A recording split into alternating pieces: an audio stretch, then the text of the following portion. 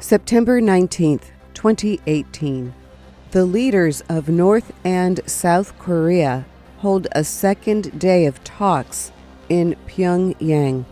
North Korea offers to close its main nuclear center if the United States takes what the North calls corresponding measures. Save the Children warns that more than 5 million children in Yemen are threatened by starvation.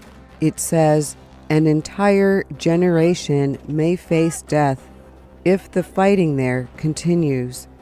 And China announces new tariffs on American goods after U.S. President Donald Trump announces new taxes on Chinese imports.